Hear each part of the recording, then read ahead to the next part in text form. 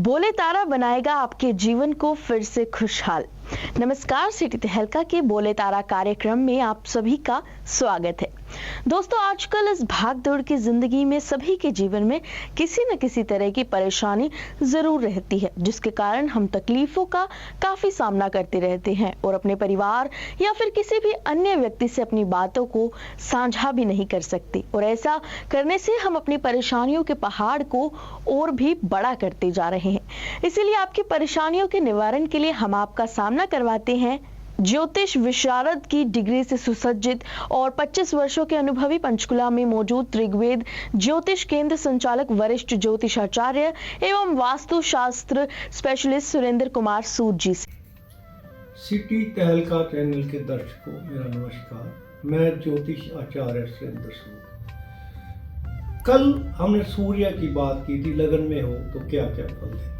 आज हम बात करेंगे कि अगर चंद्रदेव लगन में हो तो क्या फल देते हैं। दर्शकों, यह मैं सामान्य जानकारी दे रहा हूँ, इससे आप अपनी कुंडलियों पे खुद भी थोड़ा बहुत चेक कर सकते हो कुछ कि कितना क्या है। चंद्र और सूर्य दो ही ग्रह ऐसे हैं जो हमें हर रोज प्रतिदिन दर्शन भी होते हैं, हम देखते हैं। हमें इन्हें जरूर नमस्कार करना चाहिए, ये किसी भी भाव में हो, कैसे भी हो। अगर हम इन दोनों ग्रहों को नमस्कार करते हैं तो बहुत से कष्ट तो ऐसे ही दूर हो जाते हैं। रोज सूर्य देव को तो अर्घ्य देने का भी विधान है। अर्घ्य हम चंद्र को भी दे सकते हैं रात्रि में, क्योंकि चंद्रदेव का उदय तो रात्रि में ही होता है, शाम को होता है। अगर चंद्र एक ऐसा ग्रह है जो शुक्ल पक्ष में शुभ ग्रह माना जाता है और कृष्ण पक्ष में अशुभ ग्रह माना जाता है। अगर शुक्ल पक्ष का चंद्रमा लगन में हो तो यह जातक सामान्य प्रेम को पसंद करते हैं, प्यार से रहते हैं, शांति प्रिय होते हैं, लड़ाई झगड़ा नहीं करते, सत्य बोलते हैं, लगभग सच बोलते हैं। और ऐसे जातक को झगड़े से नफरत रहती है, झगड़ा नहीं करते। ये अगर चंद्रदेव लगन में है तो जातक बलवान होता है, शरीर का फिट होता है और सुख भोगते हैं, अक्सर सुखी जीवन व्यतीत करते हैं और अपना व्यवसाय करना ज़्यादा पसंद करते हैं। ये गीत संगीत को भी बहुत पसंद करते हैं, उसके ये अच्छा मानते हैं, शौकीन होते हैं। और शरीर थोड़ा स्थूल भी होता है इनका, थोड़ा सा मोटापा इनमें होता है। और धन का भी कहीं ना कहीं से इनको आता ही रहता है। अगर शुक्ल पक्ष का चंद्र लगन में हो तो इन्हें धन अक्सर आता रहता है। और समाज में प्रतिष्ठा ज़्यादा होती है इनको, समाज में इनकी अच्छी प्रतिष्ठा होती है, लोग बाग इनको जानते पहचानते हैं, इनका सर्कल बहुत अच्छा होता है और ये राज सुख भोगते हैं अक्सर और अधिक मेहनत भी करते हैं। चंद्र लगन में होने से जातक घूमने फिरने का शौकीन होता है। ऐसे जातक अक्सर यात्राएं ज़्यादा करते हैं, अक्सर घूमते मिलेंगे, कभी किसी धार्मिक यात्रा पे चले गए, कहीं पर्यटन पे चले गए, अक्सर मतलब ये घूमते ज़्यादा है। और एक और बात बड़ी मज़ेदार सी बात है कि आपने बहुत दर्शकों ने देखा होगा, कुछ लोग नींद में बोलते रहते हैं, कुछ ना कुछ बोलेंगे नींद में और हम सोचते हैं पता नहीं क्या है। आप देखेंगे ऐसे जातक का चंद्रदेव अक्सर लगन में ही पाएगा। जिनके लगन में चंद्र होता है ये जातक स्वप्न में भी बातें करते हैं, ये इनकी आदत होती है। और शुक्ल पक्ष का चंद्रमा खासकर अगर जातक के लगन में है तो ये निडर, बलवान और लक्ष्मीवान भी होते हैं। लेकिन ये चंद्रमा चाहे शुक्ल पक्ष का हो, यह पाप ग्रहों के प्रभाव में नहीं होना चाहिए, यानी चंद्र अकेला होना चाहिए। अगर चंद्र के साथ शुभ ग्रह है तो चलेगा। चंद्र, शुक्र, बृहस्पति ये शुभ ग्रह माने जाते हैं। अगर ये दोनों में कोई ग्रह, बुध भी इनके साथ है तो अच्छा माना जाएगा। लेकिन और इनके ऊपर दृष्टि भी किसी अशुभ ग्रह की नहीं होनी चाहिए। अगर अशुभ ग्रह से पीड़ित होगा तो ये सफल नहीं होंगे। अब आते हैं कि चंद्रदेव अगर अशुभ स्थिति में हो या हम कहें कि कृष्ण पक्ष के चंद्र अगर लगन में हो, क्योंकि कृष्ण पक्ष के हम चंद्रदेव को ही हम अशुभ मानते हैं। तो ऐसे जातक बहुत ज़्यादा मोटे हो जाते हैं और साहसी नहीं होते, डरपोक होते हैं। अक्सर इन्हें के पैसे की कमी रहती है, या हम कहें कि ऐसा चंद्रमा लगन में हो तो दरिद्र योग बन जाता है। और ये थोड़े आलसी सनकी से जातक होते हैं। मानसिक स्थिति इनकी अच्छी नहीं होती, बेवजह सोच विचार में लगे रहते हैं, जिसको हम अक्सर कहते हैं ये मानसिक तौर पे अशांत है, मानसिक स्थिति इसकी ठीक नहीं है।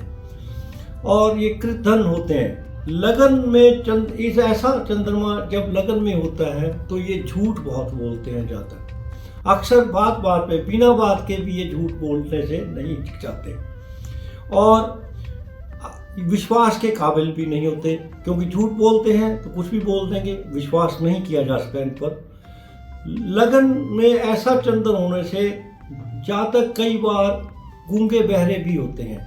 अगर अशुभ चंद्र, कृष्ण पक्ष का चंद्र लगन में है और पाप ग्रहों से पीड़ित है, तो अक्सर ऐसे जातक मूर्ख भी पाए जा सकते हैं, गूंगे या बहरे भी हो सकते हैं।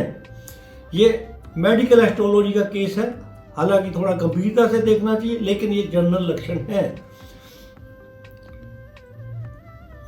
और इनके नेत्र में भी कोई कमी हो सकती है। कई बार तो ज्यादा पीड़ित अगर चंद्रमा है और कृष्ण पक्ष का शुभ किसी भी राशि में, कैसी भी राशि में अगर लगन में है, तो ऐसे जातक कई बार अंधे भी पाए जाते हैं और गलत कार्य करेंगे।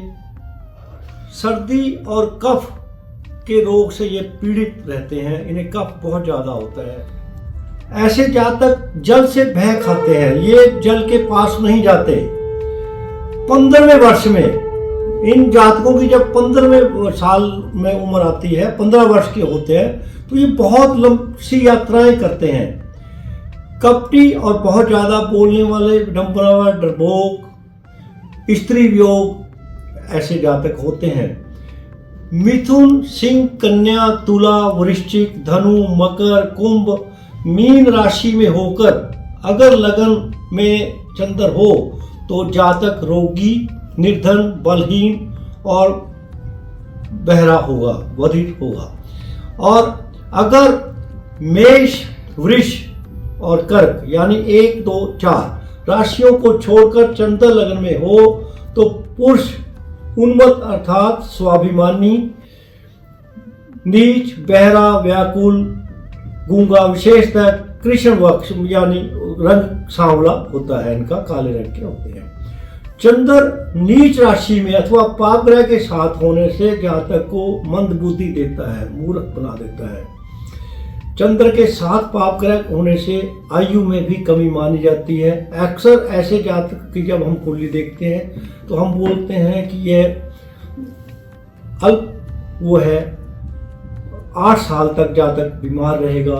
उनको हम अक्सर बोलते हैं कि चंद्र इनके चांदी का बना के गले में धारण करवाएं। हालांकि ये उपाय हम दर्शकों आपने देखा होगा, पहले दादी नानी आते थे तो वह जातक के एक तगड़ी बांध जाते थे, जो अक्सर चांदी का सिक्का या ऐसा कुछ होता था। वो अनजाने ये चंद्रदेव के उपाय ही करते थे। अगर जातक के दर्शकों किसी के लगन में चंद्र अशुभ राशि में है और उनको ये बुरे जो मैंने अशुभ फल बताए अगर ऐसे हैं, तो इन फलों से भी आप बिना कुंडली के भी ये ज्ञान कर सकते हैं या बता सकते हैं कि ये जातक का चंद्र लगन में अशुभ प्रभाव में है। अगर ऐसा हो तो इनको सोमवार को शिवलिंग पर दूध चढ़ाना चाहिए और ओम सोम सोमाय नमः मंत्र का जाप भी करना चाहिए, ताकि इनका जीवन व्यवस्थित चले। और अगर संभव हो, अगर दूध नहीं चढ़ा सकते हो तो सोमवार को चावल दान कर दें, इससे इनको बहुत राहत मिलेगी। अगर ये लगातार करें तो इन फलों में 70 से 80% कमी आ जाएगी। अगर फिर भी किसी जातक को कुछ संदेह हो, उसको कुछ अपना समझ में ना आ रहा हो, तो वह अपने बर्थ डिटेल्स हमारे व्हाट्सएप नंबर पर जो हमने नीचे चल रहा है उस पर हमें मैसेज करें, ये हम अपने इसी प्रोग्राम में आपको पूर्ण जानकारी देंगे कि उसे किसी उपाय की जरूरत है तो कौन से, नहीं है तो क्यों नहीं, ये हम सब बताएंगे। आप हमें निसंकोच मैसेज करें, हम आपके पत्र का जवाब देंगे, मैसेज का जवाब जरूर देंगे। हमारे साथ 25 वर्षों के अनुभवी पंचकुला में मौजूद त्रिगवेद ज्योतिष केंद्र संचालक वरिष्ठ ज्योतिषाचार्य एवं वास्तुशास्त्र स्पेशलिस्ट सुरेंद्र कुमार सूद जी। आशा करती हूँ आपकी सभी समस्याओं के निवारण हो गए हो और नियमित चलने वाले हमारे इस कार्यक्रम बोले तारा को जरूर देखते रहिए।